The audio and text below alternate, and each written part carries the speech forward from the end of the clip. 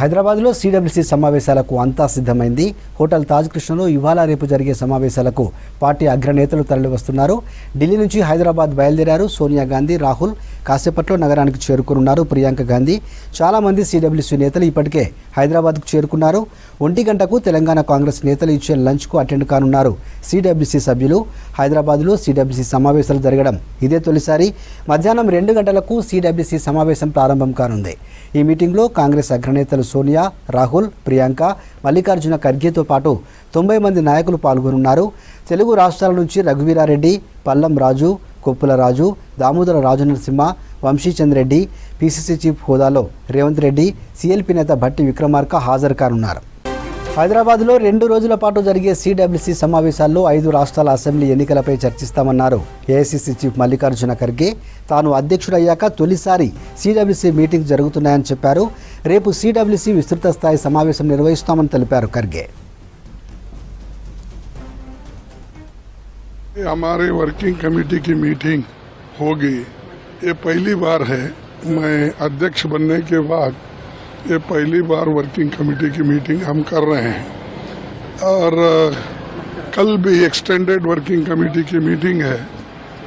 उसमें तय होगा, पहले तो हमारे पार्टी के ऑर्गेनाइजेशन के बारे में इसमें ज़्यादा बात होगी, उसके बाद जो अलायंस के बारे में बातचीत अलग होगी, क्योंकि यहाँ पर जो है पहली बार संगठन के लिए हम बैठेंगे और संगठन के बारे में हम बातचीत करेंगे।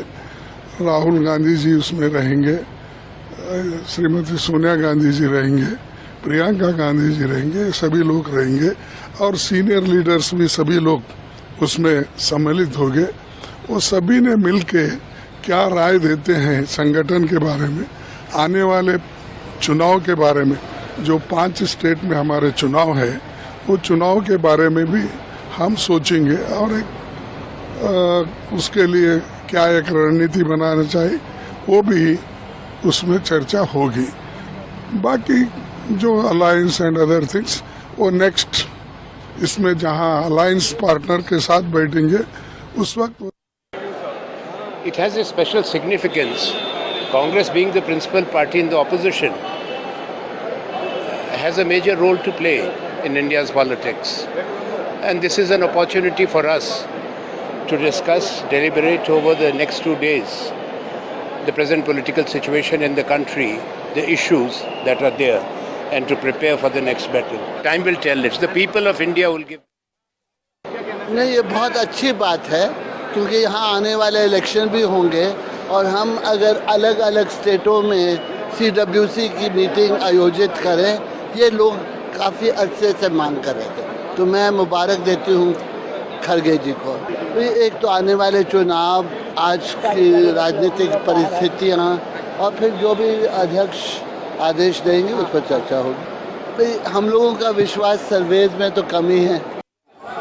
అదే విధంగా ఈరోజు మా ప్రియతమ నాయకురాలు యూపీఏ చైర్పర్సన్ ఒక తెలంగాణ ఇచ్చిన తల్లి సోనియా గాంధీ రాబోతున్నారు. దానికి మేమందరం కూడా తెలంగాణలో ఉన్నట్టు ప్రతి కార్యకర్త ఈరోజు ఘనంగా స్వాగతం తెలపడానికి అక్కడ వెళ్ళడం జరుగుతుంది. ఎయిర్పోర్ట్ నుంచి రేపు జరిగే బహిరంగ సభ కూడా లక్షలాది మందితో సోనియా గాంధీ బహిరంగ సభ. సోనియా గాంధీ, మా ప్రియతమ నాయకుడు రాహుల్ గాంధీ, ప్రియాంక గాంధీ, మల్లికార్జున ఖర్గే గారు, ఏఐసీసీ అధ్యక్షులు వారందరూ రాబోతున్నారు కనుక కనివిని ఎరగని రీతిలో ఈ యొక్క ఏర్పాట్లు జరుగుతూ ఉన్నాయి.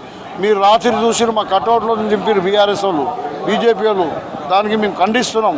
ఇప్పుడు కూడా కావాల్సుకొని మా యొక్క ఇంత పెద్ద ప్రోగ్రాం నడుస్తుంటే ర్యాలీ తీస్తుండే ఇక్కడ అంటే చెలగాట మాడుతారు రామతోని అని మీ అర్థం.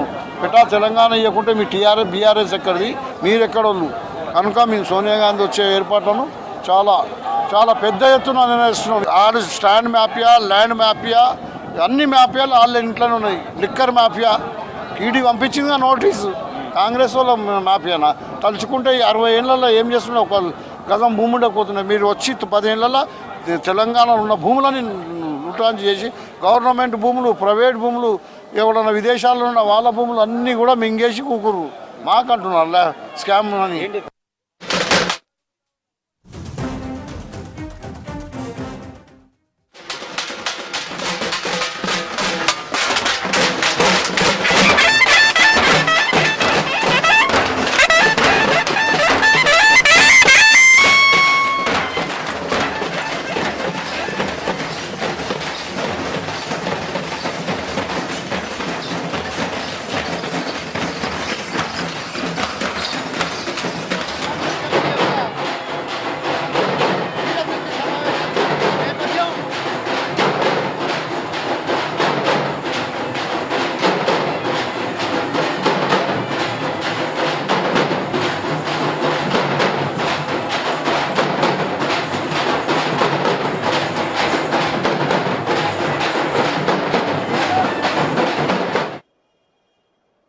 पिछले एक साल में एक और ऐतिहासिक उपलब्धि हुई जो किसी और पार्टी में ऐसी उपलब्धि नहीं हो सकती है, सिर्फ कांग्रेस पार्टी में हो सकती है। हमारी पार्टी के भीतर चुनाव हुआ और मल्लिकार्जुन खड़गे साहब अध्यक्ष चुने गए। ये एक मील का पत्थर है। पार्टी के अंदर लोकतंत्र कैसा होना चाहिए, ये उदाहरण हमने पूरे देश में हर राजनीतिक पार्टी के सामने रखा है। आज कुछ घंटों बाद जब हम कांग्रेस कार्य समिति की बैठक में बैठेंगे तो खुले मन से जिसको जो चर्चा करनी है, जिसको जो सुझाव देना है, जिसको जो अपनी बात और अपना मंतव्य रखना है, वो रख पाएंगे। ये हमारी पार्टी का लोकतंत्र है। इस तरीके से इस पार्टी की धमनियों में जो रक्त है, जो खून है, वो गर्म रहता है, उसमें उबाल रहता है, वो बहता रहता है और वो जीवन की संचार करता रहता है। ये अंतर है हमारी पार्टी और अन्य पार्टियों में। शाम को आपको जानकारी भी दी जाएगी कि क्या क्या निर्णय लिए गए, किसने क्या कहा, कितना महत्वपूर्ण मुद्दे पर चर्चा हुई। वो तमाम बातों पर शाम को आपसे फिर हम मुखातिब होंगे, आपसे बात करेंगे। In the evening we'll apprise you of all the deliberations, the developments of the day, the resolutions, the decisions passed by the CWC. At every stage, we'll ensure that we keep you informed, and through you, we keep the country informed. The entire country today, India is watching Hyderabad. They are interested in knowing what the Congress party has to say on the eve of these crucial elections. And we understand the responsibility on our shoulders. In all humility, we will ensure that we do justice to the aspirations and the expectations people have from us. फौज के नाम पर vote मांगने में नहीं शर्माते हो, लेकिन जब हमारे जवान शहीद हो रहे होते हैं तो एक शब्द ट्वीट नहीं कर पाते प्रधानमंत्री, तब मनोबल गिरता है। जो राहुल गांधी ने कहा, वो तमाम रिटायर्ड जवान हमारे वही बात कह रहे हैं। हमारा एक स्टेटमेंट कर्नल रोहित चौधरी, जो हमारे एक्स सर्विसमैन सेल के अध्यक्ष हैं, वो थोड़ी देर में अब रिलीज करने वाले हैं उस पर। और आप स्वयं देखेंगे जितने वेटरन्स हैं वो राहुल जी की इस बात से सहमत हैं। तो हम सरकार से यह आग्रह करते हैं, मनोबल मत गिराइए सेना का। जब आप चीन को क्लीन चिट देते हैं ना, कि ना कोई घुसा, ना कोई आया, ना कोई घुसा हुआ है, तब आप सेना का मनोबल गिराते हैं। बहादुर सैनिक हमारे लड़ने को तैयार हैं, जांबाज सैनिक हैं, लड़ते हैं, शहीद भी होते हैं। लेकिन यहां बैठकर दिल्ली में जब आप उनका मनोबल गिराते हो और दुश्मन को क्लीन चिट देते हो, वो हमें बिल्कुल बर्दाश्त नहीं होगा।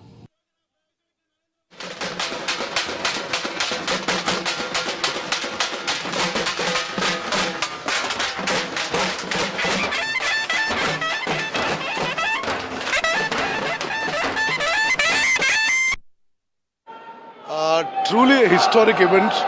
Congress Working Committee in its 139-year history, the first time meeting in Hyderabad, and I'm sure the Congress Working Committee meeting today, the extended Congress Working Committee meeting tomorrow, and the Vijayaberi public meeting tomorrow will remain historic in the history of Telangana.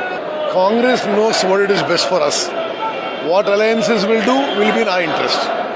Today's meeting, as far as I can understand, the main thing is about discussion of elections.